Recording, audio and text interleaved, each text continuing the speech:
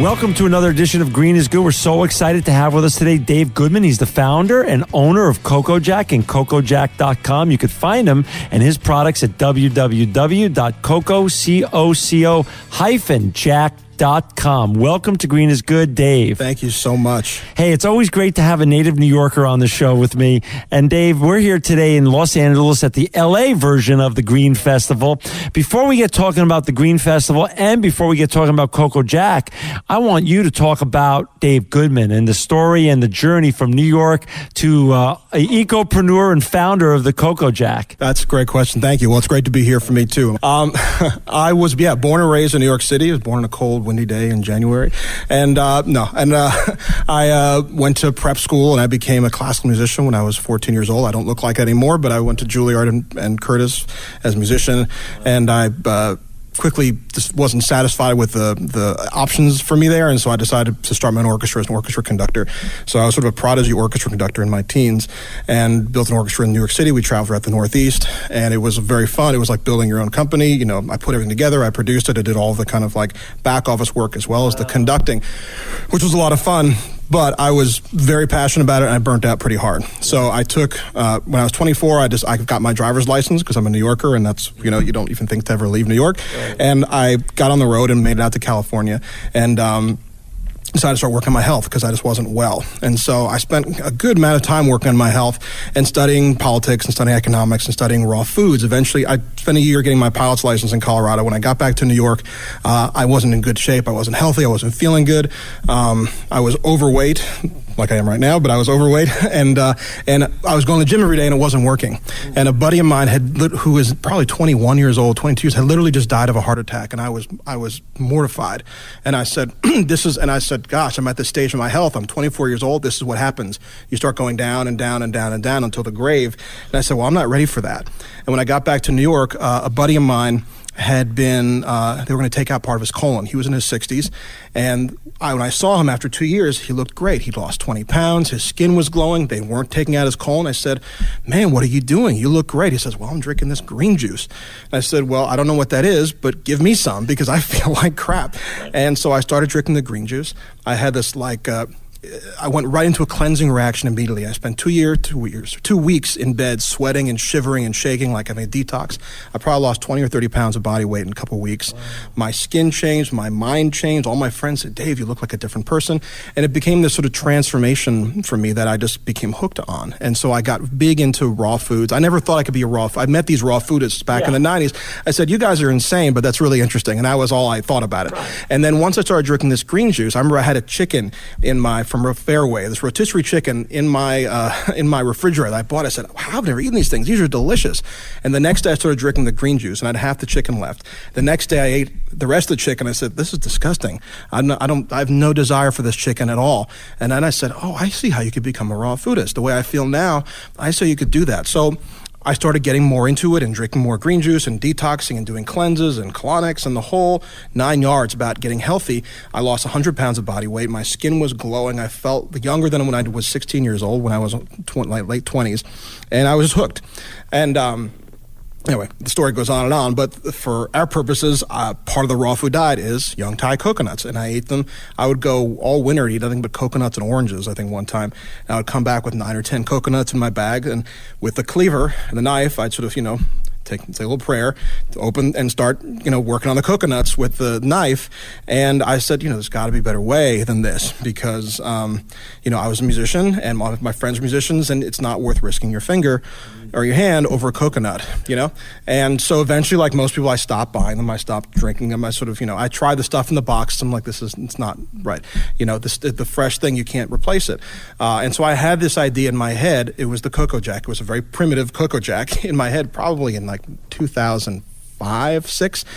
And I just said, that's what I should invent. And I didn't have time. I was still dealing with my health. So I just put it on the shelf, and I figured, well, someone's going to come up with this at some point because it's just obvious, it needs to happen. And for years, I'd walk into Whole Foods and say, oh, someone must have done it by now. And they didn't. And so in 2012, I wound up selling my apartment in New York City because it's funny because I was traveling so much and staying in these motels, and the chemicals and the sprays in the motels were so, because I was so sensitive from all the cleansing, I couldn't stay in the hotels anymore. The VOCs were killing you. Horrible. And I would wake up, if I could sleep at all, I'd have the cover over my head so I couldn't breathe, be covered in pimples, and I wouldn't sleep well. And I wound up just sleeping in my car half the time. I said, well, hell, if I'm going to sleep and then just move in the car, that's better. It wasn't comfortable. And so eventually I said, well, shoot, if I'm going to sleep in my car, I may as well be comfortable. So I bought a van, and I threw a bed in the back of the van. And I was never happier in my life. I would drove and I said, wow, I can sleep wherever I want. And just, it was a blast. And after that, I realized I don't need my apartment anymore. So I sold my apartment in 2012 and I bought 4 RVs. So 2 Airstreams and 2 vans. One of the Airstreams is also a van. It's a beautiful Sprinter van. And so one of them is in Texas. One of them right now is in a Brooklyn parking lot. And 2 of them are out here. I'm living in one. And the other one is our cargo van. We're using it for expos and stuff like that. And so now I can live full time on the road. And so I sold my apartment. I had some money, and I was driving down on my way to LA, and I stopped through Austin for literally an afternoon. And 2.5 years later, I'm still based there. I fell in love with Austin. It just sucked me in, and so very green city. It's an amazing. Absolutely. You can't. I was say you can't swing a dead cat without hitting a vegan food truck or something like that. That's the non-green version of that, but that's an old expression. But yeah, no, it's a very green city. The green belt is runs through the middle of it. Whole Foods began there. Yeah, it's an amazing oasis, and I love it badly. Wow. And so I was there. I said, I've got all this money for my apartment. I'm living very cheap, and I want a new project. I'm ready for what's next. And so I found a blacksmith. I had a friend of mine draw drawings for me back in New York of the Coco Jack as I envisioned in my head. I brought it to a local blacksmith. I said, make me one of these. He said, all right, first sign this non-disclosure agreement because, all that. But make one of these for me. And so we made one.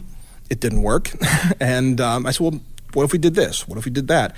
And he and I probably went through about 20 different versions of the Coco Jack. They had really big teeth on them. On our website, we've got some videos in the About Us section with all the early prototypes. They were scary. They looked like medieval torture devices. They had big teeth on them. They were just made from junk metal on his floor from the blacksmith forge. And they kind of worked. They kind of didn't work. And I couldn't figure out why. And I would ask these engineers, I said, well, how come this isn't working? And they would look at me and they said, well, I don't know. It's a coconut. There's no science on coconut. No one knows how they open. So I just kept experimenting and sticking with it. And we got smaller teeth, changed the size of the teeth, made tiny teeth, got rid of the teeth, and eventually the Coco Jack formed. How many prototypes? About 100. About 100. I know. It looks so. Looking back at them, you'd say, Dave, you must have been an idiot. How could you not have thought of that? But you don't know. Right. Hindsight is 20/20. You don't know what you're doing exactly. Of course. So I look back and I look at those things. And I used to cut myself on them because of these big sharp teeth. So Oh, sure. So, so we went through 100 prototypes. With that guy, I went through about 30, and then I kind of got the hang of it, and then I got into it with real metal shops to do stainless steel version, because our versions were made out of just scrap metal. And so the stainless steel version sort of got online. Oh, that does look nice. At the I guess early in January or something like that of 2013, and then I started doing it's called market testing, or what's it called? Beta testing. And then I started bringing it around to people and saying, well, would you buy this? You make sure it's viable. I thought we're going to sell millions of these, but actually I didn't. I thought I'd invented the tool for maybe 20 to 50,000 raw foodists in like the Bay Area, in Venice Beach. But then when I started shopping around to people, I said, no, Dave, you don't understand. Your market is everybody. Thai restaurants, Vietnamese restaurants, Thai, Vietnamese, Filipino people eat these coconuts. Paleo people eat these coconuts. CrossFit people, mixed martial artists eat these coconuts. Tiki bars, bartenders, everybody eats these coconuts. And it's beyond the U.S. Oh, yeah. We sold in over 20 countries in all 50 states, including Alaska. We sold multiple Coco Jacks to, I don't know where they get their coconuts out there, but they buy the Coco Jack, so I'm not going to ask them any questions. But we sold in Switzerland, same thing. You think coconuts in Switzerland, who knew?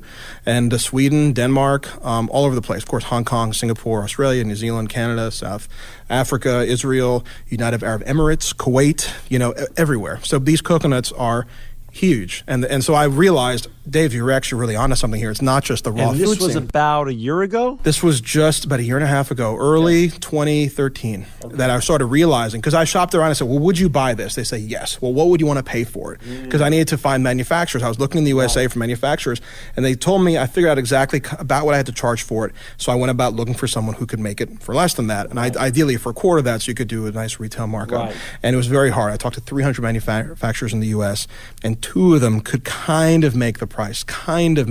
And it was good enough for a 1x markup on our website, but it wasn't enough for retail. But we launched anyway with that. And how long ago did you launch? December 1st. December 1st. 2013. 2013. That was our first sale. And for our listeners who just joined us, we're so delighted to have with us today Dave Goodman. He's the founder of Coco Jack. You could find his great products at www.coco-jack.com. Talk a little bit about the last 9 months. How's the sales gone? Oh my God! Yeah, I mean, I can give do you want numbers? Well, first of all, how much does this cost online? Sure, we've been aggressively as possible bringing our prices down. Yep. And right now, these 2 tools, which is the Coco Jack and the Coco Mallet, these 2 are, I think, $36.95 on the website right now. Okay. And then we have a Coco Scoop that comes in a burlap sack. We call it the Coco Pack. That's our most popular item. That's $49.95. And we have also some extra tools. We have glass straws we sell. We partner with Simply Straws to sell glass straws. We have a little mat to put it on. We have a tool for making noodles. And we have also the coconut, the other white meat T-shirt, which is very popular. All made in America? Right now it is, yeah. We're starting to bring over imports because they couldn't make them also cheap enough. They also couldn't make them fast enough. What I found, and just from through exploring, because I drove around the country and visited all my shops in person because I wanted to meet the people and say, what's going on here? Is this going to work? And sort of sell the idea to them. And the numbers were very hard. And what America is manufacturing, first of all, it's not dead. Let me tell you something, because I would write shops and I wouldn't hear back from them for months. And I'd say, dude, we don't have time for you. We are so busy. We don't have time. I got that probably from over 100 shops. They wouldn't even return my calls. Yeah. And America, it's not dead at all. What they're making, though, is big stuff where you have like one of them, or like I would see big fracking drills and things like that, or bombs. I'd go to walk in one factory and I would say, is that a bomb? And they would say, I can't tell you. And I'm just like, but don't worry, if people ask what the Coco Jack is, we'll say we can't tell them what it is either. So that was fair. But they make very, very expensive but very, very small volume things here. And in Asia, they make the little tchotchkes. And it's we've sort of found our niches. But I was very relieved because, one of the shops I talked to in St. Louis, this guy was growing 50% a year. And he said, we're looking for more work, but he says he can't hire guys fast enough. So that was really encouraging to hear that U.S. manufacturing is alive and well. That's good to hear. Alive and well. So I read the papers, I heard all the stories about everything closing. Well, whoever is open, they are roaring. And my guy makes me now in Texas, same thing. He's bringing on a lot of business from Mexico is coming across the border because a lot of the gangs have made it impossible to work in Mexico. So there's a lot of the work is coming here too. So when I looked overseas, I didn't feel badly about it. And also we work with a couple of partners who source for us, because you hear horror stories about making stuff overseas.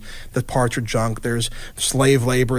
You hear all these. And I wrote them. I said, look, I cannot have anything like this going on for my product. You have to guarantee me. And they said, no, we've been doing this for years. We check every manufacturer ourselves. We make sure the working conditions are sanitary and safe. We've double-check the materials to make sure they're not giving you lead junk in your tools. And if the quality is not what you expected, we'll pay for the tools. You don't own them. And I said, wow, that's a guarantee that I can live with, because we're not going to go overseas and make some junk product. We're going to go overseas. There are junk shops overseas, and there are fantastic shops overseas. And the parts we've gotten from overseas manufacturers are unbelievable.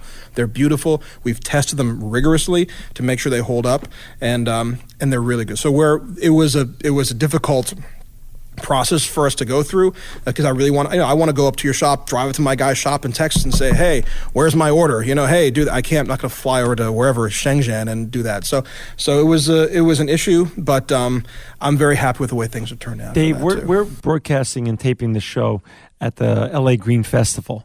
Now, is this the first time you've ever exhibited at a Green Festival? No, we did the one in New York, and I think it was March, and it was a zoo.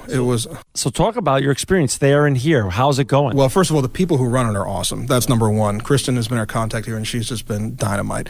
And they've made it really easy for us. They've just, because it's bringing in the coconuts, there's a lot of logistical stuff, all the hand washing stations, this kind of thing. So it can be a nightmare. We've had a few where it's been really a nightmare. there, and it's been great working with the people here. It's been awesome. And then the other vendors, we've met a lot of people who there was a natural synergy with us anyway, like Vitamix, of course, is a natural partner. We'd love to connect with them and do more things with them. We met the people from the turmeric. They make this wonderful turmeric water, and others. And so it's just a natural niche for us because we're the vegans, and that's where I came from. I was a raw food vegan, and so the vegan yoga people, this was our world. This is why I invented the tools. The bartenders came later. The CrossFit people came later. But this is where our heart is as a company, and this is sort of where our core so market it gets is. you the right kind of visibility 100%. with B2C and also B2B. Correct. Because you're going to eventually take it into stores, I take it. Definitely. Well, Whole Foods found us after 2 months, and they said, we want to take you national after 2 months. And I said, wow, I'm honored, but we can't make them fast enough. This is what I was saying. We couldn't make them fast enough here. We couldn't make them cheap enough. We couldn't make them fast enough. I said, give us a few months. We're just born here. We're not going to go to college, you know? Yeah. It's like, so we've been working as hard as we can. And now we're in all the Whole Foods in this region, the Southern California region. They all use Coco Jack in their kitchen. So when people come and say, can I have a coconut? They'll use the Coco Jack to open it. Because it's a huge safety. Whole Foods has told us there's co-ops in San Diego and Texas. Erewhon Market, the wonderful health food store in Los Angeles, told us they've all had safety issues opening coconuts. So they use it in the back, in the kitchen. Right. Are they going to be selling it eventually? Hopefully, very soon. Now we know, okay, we can make $200,000 a month now, which means we can keep up with the demand. But I knew the demand was going to be huge, so I didn't want to go blasting out there when we can only make $500 a month, and then we're back ordered for a half a year. So I want to be ahead of the curve with our manufacturing, and now we're right there, and now we're open for business to really just blow it out there. What's your dream? I mean, what's the vision here, Dave? Well, there's so much. One thing I'll say for Coco Jack, we've had some wonderful partners. Tom's, the wonderful shoe company that does 1-for-1. They found us at the Yoga Journal Expo we did, and we did a little happy hour at their amazing office in Marina Del Rey. And one of the things I learned in the process of this was beyond everyone's going to have a Coco Jack within. That's a simple vision. It's going to be as common to every raw foodist, every vegan, everybody who loves coconuts, who drinks coconut water is going to have a coconut. That's the obvious vision. What I've discovered over the course of this was a buddy of mine who works at Sage and Cafe Gratitude in LA, some of the vegan places in LA. He said he wanted to invent something like this for years because he was traveling in Africa and in Asia and India, and he saw all these children, women and children, who were starving because all they could eat was coconuts, but they were missing their hands, they were missing their fingers, and they were missing their arms. And he said because they're starving, all they can eat is the free coconuts to fall out of the tree, and all they have is a big machete. So your 6-year-old kid opening coconuts, the law of statistics is going to tell you that's not going to end well every single time. And so he said there's a huge, I don't know if you call it an epidemic, but it's a problem. Maybe it is an epidemic. I don't know enough, but there's a huge problem. So we're going to be working to adapt the coconut to work in the green. It already works in the green coconuts, but we're going to adapt it so it specifically works for the green coconuts. Wow. We're going to partner with Tom's, who has this network all over the developing world, and so they can, bring Coco Jacks out to people where it's really going to make. It's not just a vanity thing, but it's actually keeping people from getting literally maimed. So that was a real exciting. I thought my market was 20 to 50,000 raw foodists in Venice Beach. I thought that was it. And then as I got into it, beyond, it's sorority girls, it's mixed martial arts wrestlers and killers, Well, correct me if I'm wrong, but the guy who first brought coconut water to America, I'm forgetting his name right now, wonderful guy. He was on the radio show 5 years ago or so, Green is Good. And when he came on the show, he educated us that day and our listeners that coconut water back then was on such a trajectory that it was the fastest growing non-alcoholic drink in the world. And I'll believe it. And now, that was when he was the only one on the shelves. Right. And now with everything that you see on the shelves, I believe, so you went from being what you thought was a niche market, really the world is your market. It's really true. I mean, there's coconut water sold in gas stations. I live all over the country. Right. You can go to Idaho or you can go to Oklahoma. You go in the gas station, there's a little bottle of coconut water right there. It's all there. And they're going in the direction of mixing like coffee in it, which actually we put espresso in our coconuts. It's pretty darn good if you're into that. We just bought some matcha powder from one of the other vendors here, mixed the matcha in the coconut. Delicious, spirulina, wheatgrass, smoothies, of course. There's so much you can do with a coconut. It's not even funny. But yeah, those guys have kind of set I've actually, Zyko is one of the big ones, and the woman who founded them, we sat down and had a talk maybe 6 or 8 months ago, and she's fantastic. And she said, look, I told her, I said, you've kind of set up this whole market for us because people are familiar now with coconut water, but most of them never had a fresh coconut. Right. And the fresh coconut, I'm not going to diss in the competition, but you can't beat fresh. You get the meat, it's fresh, they're not expensive. You're probably not going to go and carry them around and go buy half a dozen coconuts in your backpack because they're heavy. You probably get the box stuff for that. But a lot of people just like fresh squeezed orange juice. They want to have fresh squeezed orange juice, just like they want to have fresh coconut. So the market is really huge, and we're just excited to be out there. And then, yes, the charity wing and the philanthropic wing, that's incredibly exciting to me, and to partner with people who have the reach. We don't have the reach in those countries, but Tom's does, and some other NGOs do as well. So to partner with them and be able to give Coco Jack to people who genuinely need them, it's save these kids' hands and fingers. It's what a bottom line. It's not only a great business you're creating here in the United States and jobs here, and also a great product that makes people healthier, but there's a huge give back on human rights on the kids around the world. It's really exciting, and I had no idea going into it, and it's so it's just moving that's in the works for something that's so simple. We're lucky to be introduced by the Green Festival folks. So talk a little bit about for our listeners out there that are thinking of just as consumers to come to the Green Festivals. Share what you're seeing out there on the floor and what you saw in New York. Yeah, no, it's a smorgasbord here. I mean, if you're into healthy living, there's a lot of food here too. So I was going to have breakfast before I came over here this morning. I didn't, and I said there's going to be enough here for me to snack on that I'll be very, very full by the time it's lunchtime, and I am. And I think it's like a lot of it is sort of cutting. I mean, a lot of it is the staple people who created the industry. I forget the woman's name with the Berkeley kale chips. She makes the kale chips here. I bought them when they first opened like 10 years ago. I said these are the best kale chips I've ever had. Yeah. And she's amazing. She said this. She told me this is her favorite festival. She doesn't do a lot of expos anymore. She always does green. Wow. And so the people who've really built the industry, they're here, but also there's a lot of new companies and things to try and things to taste, and this cutting edge. I mean, there's people here you haven't heard of, and I just had this matcha powder. I wish I had the company's name in front of me, but it was delicious. I bought 2 packs, and so I think it's a really fun place to get to know the community, of course, to meet people. There's lectures going on. There's all kinds of information. There's sleeping products, and I mean, if you're a natural living person, this is like you're a pig in something I can't say on the radio, but it's a feeding frenzy. Thank you, Dave. And for our listeners out there, to buy Dave's great product and to enjoy the safety of it and both the quality of the products that it creates, please go to www.coco-jack.com. CocoJack.com. Dave Goodman, the founder of CocoJack.com, and the Coco Jack. You're going to be able to find it in Whole Foods and other stores around the United States and around the world eventually. Definitely. And we thank Dave for his time today. And thank you, Dave, for making the world a better place. You are truly living proof that green is good. John, thank you.